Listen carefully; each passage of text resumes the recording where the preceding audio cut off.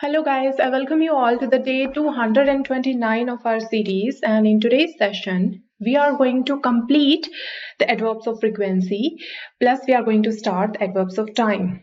So let's get started, and here is your yesterday's task. So let's have a look at it first. Here you were supposed to write either G or B at the end of each sentence depending on the context of it. So first is talking cleared the air between us, which is certainly a good thing. Next is I said it in the heat of the moment. It is certainly a bad thing. Next is we are going through a sticky patch. Again, certainly not a good thing. They are made for each other. This is a good news. They tied the knot last Saturday again. A good news. Next is we agreed to meet each other halfway. Again, it represents a sense of mutual understanding. So this is again a good news. And next is it drove a wedge between us, means it separated us. So it is a bad thing. And the last one is they are living in each other's pockets, means they are emotionally dependent on each other. So it is not a good thing, means they are not providing space to each other in their relationship. So now let's move to the next part. Here you were supposed to complete the sentences. So first is, does anyone ever pick dash you for no reason? Pick on you for no reason, means does anyone ever criticize you for no reason? Next is, do you think you can stick dash for yourself in most situation? So stick up for yourself. It means, do you think you can stand for yourself in difficult situations? You can take a stand for yourself. You can defend yourself. Next is, can anyone twist you round their little finger? Finger. I'm writing it again. Means, can anyone influence you? Next is, who do you dash to when you need a dash to cry on? So who do you turn to when you need a shoulder to cry on? Who do you turn to when you need to vent out your feelings? Next is, who do you usually ask when you need someone to lend you a helping hand? Next is, does anyone ever put their dash down to stop you getting what you want? So put their foot down to show their influence to you. Next is, can you remember a time when you went out of your dash to help someone? When you went out of your way, means when you stepped out of your comfort zone to help someone. And the last one is there anyone you sometimes dash for granted? So take for granted. And now let's move forward. So this is what we were doing in our previous session, adverbs of frequency. And what we have learned is that adverbs of frequency answer to the question like how often something happens or how often somebody does something. कितनी बार, means एक frequency को बताया जा रहा था कि कितनी बार कोई काम हो रहा है या कोई पर्सन किसी काम को कर रहा है. और हमने ये भी पढ़ा था that these adverbs are always placed after a helping verb and before a main verb. और दोनों ही अगर हमें गिवन है तो दोनों के बीच में इनकी जगह आ जाती है. For example, I have never seen a whale. Have is a helping verb, seen is a main verb here. That's why we have used never in between both of them. Next is, you can always come and stay with us if you want to. So you can again is a helping verb because every model is a helping verb in itself, and come here is a main verb, action verb. So always have been placed in between. Next is, have you ever played American football? And in the next examples also, like my boss is often bad-tempered. So is a helping verb. That's why we have placed often right after it. और इस sentence में कोई main verb नहीं है तो इसका मतलब ये नहीं है कि हम इसको लगा नहीं सकते. हेल्पिंग वर्ब के बाद में लगा लेंगे हम. Next is, I am seldom late for work. We usually go to Scotland. इन दोनों में आप देखोगे that our action verb was missing or main verb was missing, but in the next two sentences our helping verb is missing. So we usually go to Scotland in August, and next is it sometimes gets very windy here. So gets again is a main verb. That's why the placement of sometimes came just before it. And now if there are two auxiliary or two helping verbs given in any sentence, in that case you have to put this adverb of frequency just after the first helping verb. For example, we have never been invited to one of their parties. Here, first helping verb is have, and second helping verb is been. And invited is obviously a main verb because action has been shown here by using this verb. So we have never been invited, not we have been never invited, but you cannot say the latter one. So next is we must sometimes have wanted to run away. Again, must is the first helping verb here, and have is the second helping verb, and wanted is our main verb. Run again is our main verb here. So we have to put sometimes just after must. She must sometimes have wanted to run away. Next is usually, normally, often, frequently. These adverbs can also come at the starting or beginning of a sentence. In our previous session, we have learned that usually and sometimes can come at the starting of a sentence, but in this session I am broadening your horizon of knowledge of it कि यहाँ पे usually और sometimes, occasionally के अलावा ये सारे भी हम sentence की starting में ला सकते हैं in order to emphasize the feeling of it. Emphasis यानी जोर डालने के लिए.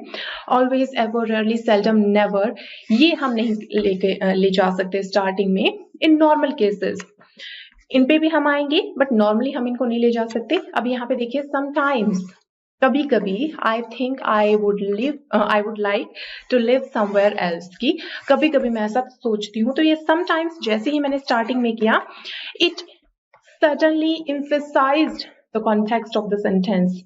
Next is usually I get up early, कि आम तौर पे मैं ऐसा करती हूँ. फिर से मैं एम्फेसाइज करके जोर देके बता रही हूँ कि मैं मेरी लगभग रूटीन में ऐसा करती हूँ, यूजुअल बेसिस पे मैं करती हूँ. लेकिन आप ये नहीं कह सकते that always I get up early, never I get up early. आप वो नहीं कह सकते. आई गो देयर ओकेजनली, और आप ये भी कह सकते हो that occasionally I go there. दोनों ही करेक्ट हैं, चाहे आप स्टार्टिंग में इसको रखो, चाहे आप एंडिंग में इनको रखो, चाहे आप मिड में इनको रखो. Next is I go there quite often, लेकिन आप ये नहीं कह सकते आई गो देयर ऑलवेज, क्योंकि always, ever, rarely, seldom, never ये अक्सर इस पोजीशन पे नहीं जा सकते स्टार्टिंग में या एंड में. But again, there is an exception in case of always and never, because English is a language and there are always exceptions in any kind of language. So what are those exceptions? Let us understand. But first of all, we have to understand what is an imperative sentence. So imperative sentence, देखिए पहले तो देखते हैं standard sentence का structure क्या होता है. We usually start a standard sentence from subject, after then comes the helping verb, and after then we should place main verb here if we want to express any kind of action in the sentence. So this is a typical word order of a sentence. Subject आएगा पहले, फिर helping verb, फिर main verb, ये हो जाएगा. But in case of imperative sentences, यहाँ पे starting का जो subject है ये skip कर दिया जाता है. यहाँ पे starting किसी भी sentence के subject से नहीं होगी, किसी वर्ब से होगी या फिर किसी एडवर्ब से होगी. इन दोनों से स्टार्टिंग होगी, लेकिन सब्जेक्ट से नहीं होगी. नाउन, प्रोनाउन, इन सबसे स्टार्टिंग नहीं होती, तो वो होते हैं हमारे इंपेरेटिव सेंटेंसेस. ये तो था ग्रामेटिकल एस्पेक्ट. अब मैं आपको डायरेक्टली बता रही हूं कि इंपेरेटिव सेंटेंसेस में आपके रहते हैं request, warning, advice, instruction, command, order. ये सारी चीजें आपकी आ जाती हैं इंपेरेटिव सेंटेंसेस में. For example, if I say that bring me a glass of water, कि जाओ मेरे लिए पानी लेके आओ, bring me a glass of water. Here the sentence starts from this verb, main verb. अब देखोगे यहाँ पे सब्जेक्ट नहीं है. मैं ये नहीं बोल रही that you go and you bring a glass of water for me. मैं डायरेक्ट बोल रही हूँ गो एंड ब्रिंग या फिर direct bring me a glass of water. अब यहाँ पे ये अंडरस्टूड होता है that I am talking to you, मैं सामने वाले से बात कर रही हूँ, अंडरस्टूड है तो हम इसको नहीं लगाते सेंटेंस के स्टार्टिंग में। तो ये स्टार्ट होते हैं हमारे हेल्पिंग वर्ब से या मीन्स बेसिकली वर्ब से, कोई भी हो सकती है, वर्ब से या एडवर्ब से स्टार्ट होते हैं। नेक्स्ट है जैसे give me a pen and a pencil. Again, this statement starts from give, that is a verb. Next is don't be excited about everything without reason. First और second में आपने देखा main verb हमारे action से start हो रहा था हमारा सेंटेंस। नेक्स्ट में आप देखिए do not be excited, do not rush और यू विल फॉल। यहाँ पे दोनों में आप देखोगे हेल्पिंग वर्ब से, तभी मैंने कहा था सिंपल वर्ब से स्टार्ट हो सकते हैं ये इंपरेटिव सेंटेंसेस के, आपको डायरेक्टली कोई चीज कहनी है। नेक्स्ट है read a lot to improve your writing skill. This is kind of advice, हम एडवाइस दे रहे हैं तो यहाँ पे रीड से हम स्टार्ट करें। Read is again a verb. Next है write whenever you get a chance. Again this is a kind of advice कि जब भी तुम्हें चांस मिलता है लिखने बैठ जाया करो। It will help you improve your writing skills, your language skills. तो राइट भी हमारी एक वर्ब हो गई। तो यहाँ पे आपने एक कॉमन चीज नोटिस की, या तो वर्ब से स्टार्ट होंगे, एडवर्ब से अभी मैंने एग्जांपल्स नहीं लिए, लेकिन या तो वर्ब या एडवर्ब से स्टार्ट होंगे जिनमें रिक्वेस्ट, वार्निंग, एडवाइस, इंस्ट्रक्शन ये सारी बातें होंगी। अगर तो कुछ और हम एग्जांपल्स देख लेते हैं थोड़ा सा और डिटेल से। जैसे देखिए order, like get out, get is a verb.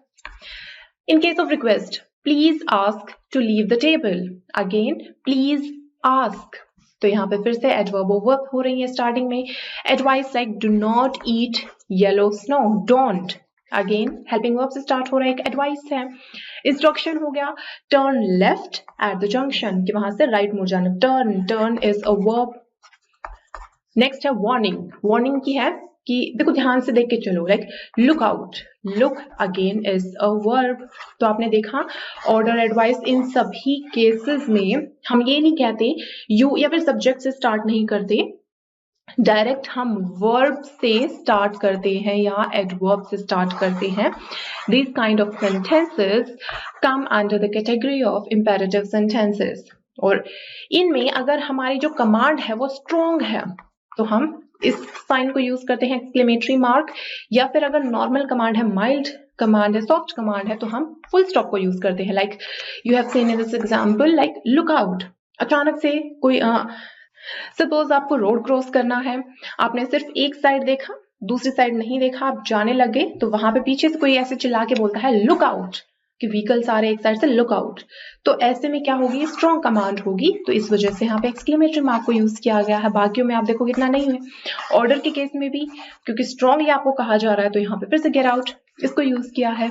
तो इन कमांड्स को अक्सर हम राइटिंग के केस में ध्यान देते हैं। तो अभी आपको पता चल गया होगा कि इंपेरेटिव सेंटेंसेस क्या होते हैं, वर्ब से, एडवर्ब से स्टार्ट होते हैं। वर्ब वाले हमने सारे एग्जांपल्स देख लिए। एडवर्ब वाले एग्जांपल्स में आप देखोगे कि ऑलवेज और नेवर से स्टार्ट होते हैं। अब यहाँ पे ऑलवेज के बाद में कोई सब्जेक्ट नहीं आएगा, always I go there, always she gets up early, ये नहीं होगा। ऑलवेज के डायरेक्ट बाद में आपको वर्ब मिलेगी। जैसे मैं ये भी कह सकती हूँ that wash your hands first and then eat, ये भी अपने आप में एक इंपेरेटिव सेंटेंस है। वॉश यानी कि वर्ब से स्टार्ट हो रहा है। लेकिन मैं ये कहती हूँ कि हमेशा तुम्हें ऐसा करना चाहिए। If I am giving you an advice, in that case I would prefer saying this sentence this way, like always wash your hands first and then eat। तो always से start हो गया। Next है play with intensity and courage। This is a general advice to any player। So play, that means the sentence is starting from a main verb, from any verb। लेकिन अगर मैं ये कहूँ कि हमेशा आपको ऐसा करना चाहिए, that always you have to play with intensity। So always play with this, always play with courage, with intensity।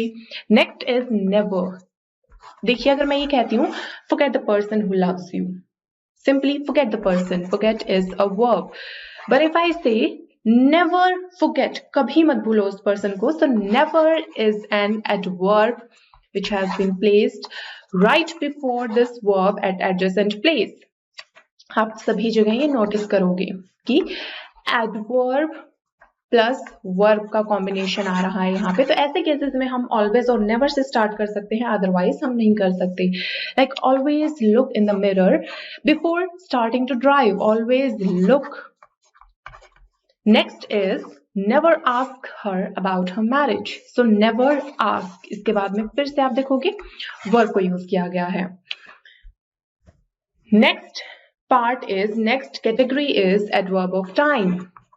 It usually tells us the time of the action, किस टाइम पे हुआ है। ध्यान रखना, times means कितनी बार हुआ है, time means किस समय पे हुआ है। इन दोनों में डिफरेंस है। टाइम्स जो है वो फ्रीक्वेंसी बता रहा है, बट देखिए नाउ अभी अभी हुआ है, देन तब हुआ था, सून जल्दी ही होगा, टुमारो कल, येस्टरडे टुडे टुनाइट, अगेन फिर से होगा, अर्ली बहुत जल्दी हो जाएगा, येस्टरडे। तो ये सारे ही जो हैं जो वर्ड्स हैं ये सारे आ जाते हैं एडवर्ब ऑफ टाइम में। For example I will buy a computer tomorrow, कल खरीदूंगी। The guest came yesterday.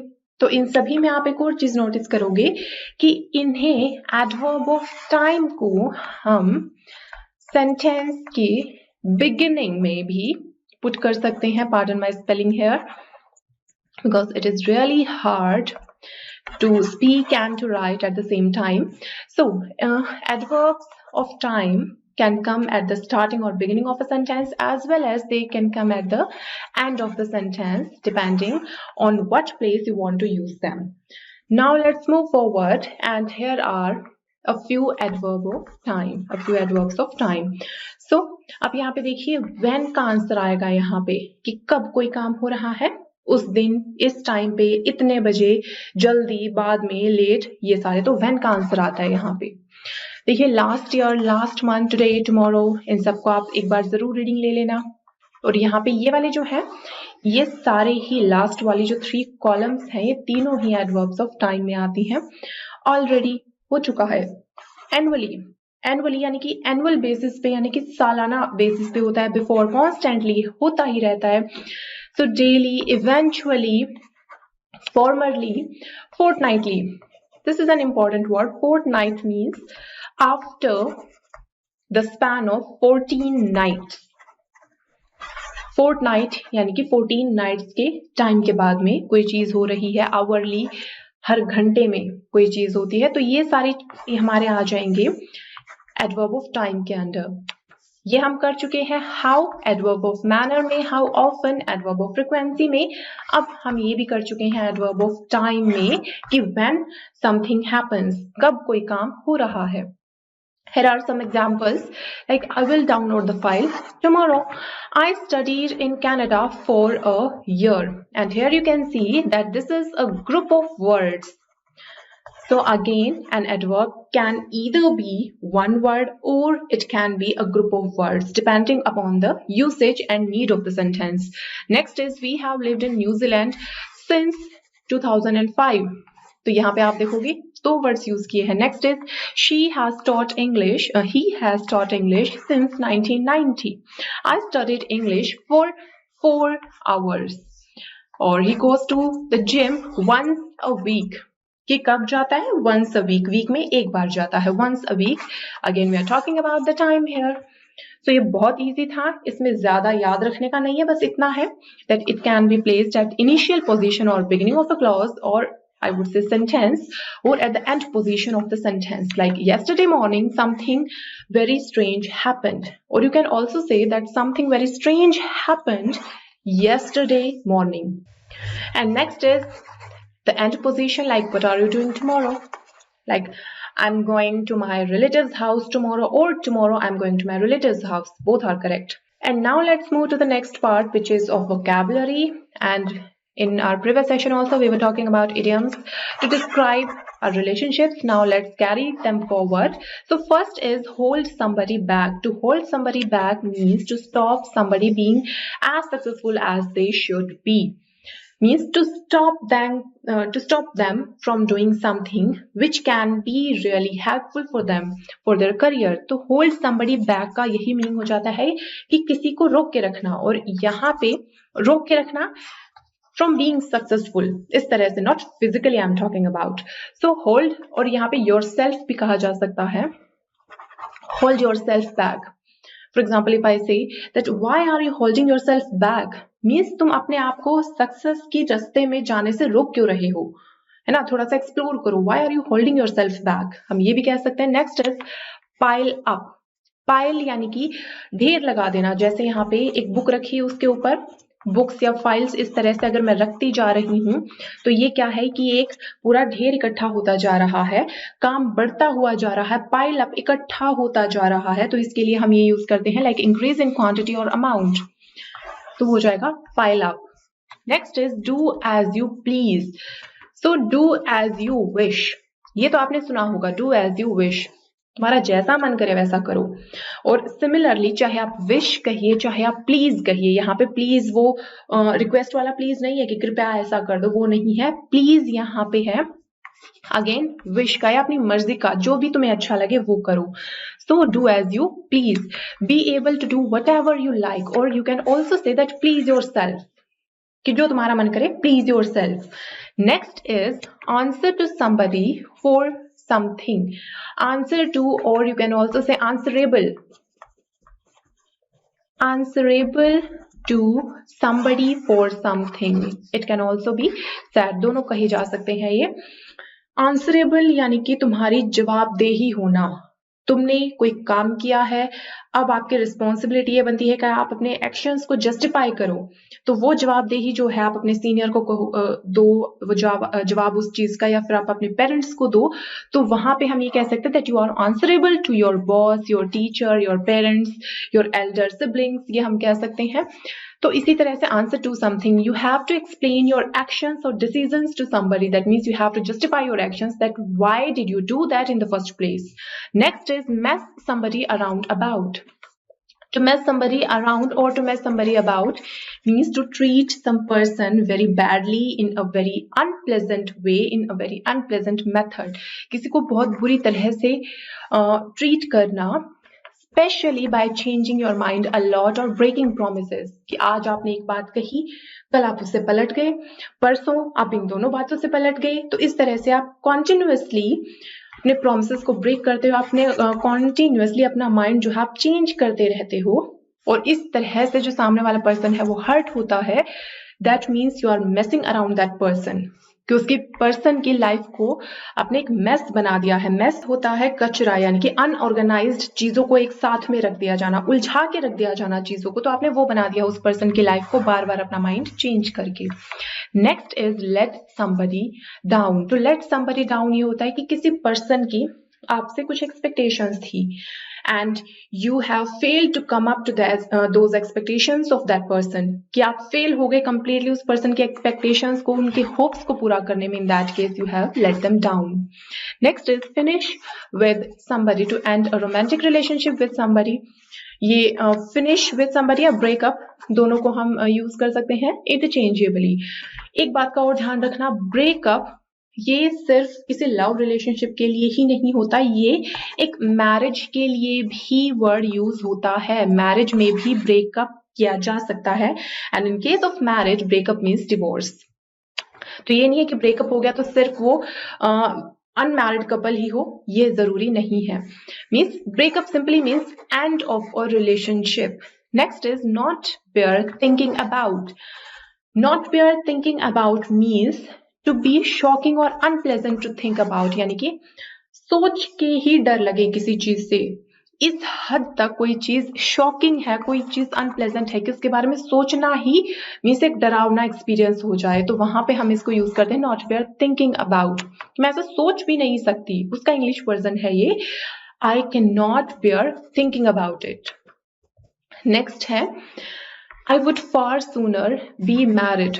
इन तीनों को हम इंटरचेंजेबली यूज कर सकते हैं. तीनों का ही मीनिंग इस तरह से होता है कि आपको क्या पसंद है. अगर आपको कोई चीज सबसे ज्यादा बहुत ज्यादा पसंद है तो वहां पे आप यूज कर सकते हो like I would far sooner be married, कि अभी बहुत जल्दी ही मेरी शादी हो जाएगी. And I love that means I would prefer to be married, कि ये तो मेरी चॉइस थी. Next is I would give anything to meet her. मैं कुछ भी करने को तैयार हूं. Again that means I would very much like to meet her. फिर से वो इंटेंसिटी बढ़ा के बताई गई है कि मुझे बहुत अच्छा लगेगा उससे मिलना। नेक्स्ट है I would give my right arm to have a new bag. फिर से वही है, एक और इससे थोड़ी सी और पहले से ज्यादा इंटेंसिटी बढ़ा दी गई है इसमें, that I would give my right arm to give your right arm to somebody or something that means you very much enjoy doing that specific thing, या फिर आपको वो काम करना बहुत बहुत ज्यादा पसंद है, आप उस पर्सन के साथ में टाइम स्पेंड करना बहुत पसंद है, वहां पे आप ये यूज करते हो, that I would give my right arm to that person or that thing। Right arm देखिए, हमेशा ही राइट आर्म आगे बढ़ाना, यानी कि हम राइट आर्म उन्हीं चीजों के लिए आगे बढ़ाते हैं जो हमें बहुत पसंद होती है, तो उससे ये इडियम जो है इसका ओरिजिन हुआ है। And now let's use all of these idioms into one passage. So the heading of the passage is it fun being single? So here are the opinions of 3 different persons. The first one is Dozy. She says, yes, you are free. Nothing is holding you back. Means yes, obviously it is fun being single, that you are free to do anything. No one or nothing is going to hold you back. कि कोई भी चीज तुम्हें successful होने से नहीं रोक सकती उस केस में अगर आप सिंगल हो तो। And no one is nagging. Nagging simply means complaining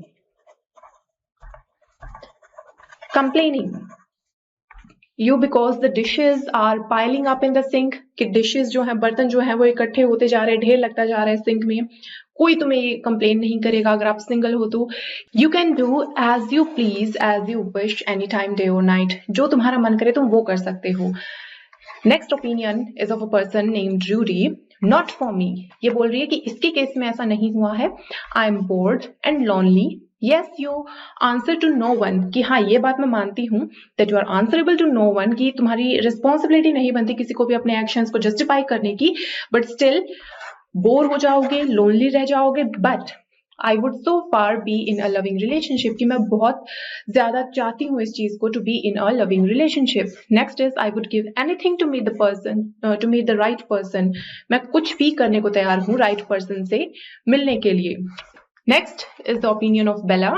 So she is saying that my previous boyfriend messed me around, कि उसने मुझे इस हद तक परेशान कर दिया था, इस बुरे हद तक उसने मुझे ट्रीट किया था कि वो अपने जो ओपिनियंस है वो रेगुलर बेसिस पे चेंज करता रहता था। He used to constantly break his promises.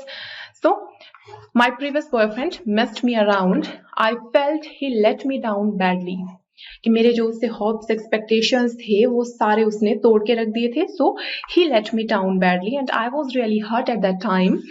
Now that I have finished with him, means now that I have broken up with him, the thought of going through the same thing again doesn't bear thinking about. Means I cannot even think about going through the same phase again and again. कि वो इतनी hurtful situation थी कि मैं उसमें दोबारा जाने की सोच भी नहीं सकती। I don't want another distressing breakup, मैं दोबारा एक और ब्रेकअप नहीं चाहती, स्ट्रेसफुल ब्रेकअप नहीं चाहती। तो यहाँ पे आप देखिए एक चीज है hurt.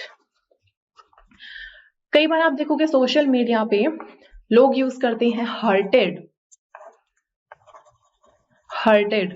She hurted me, my boyfriend hurted me, कि उसने मुझे चोट पहुंचाई थी। ऐसी कोई वर्ब नहीं होती।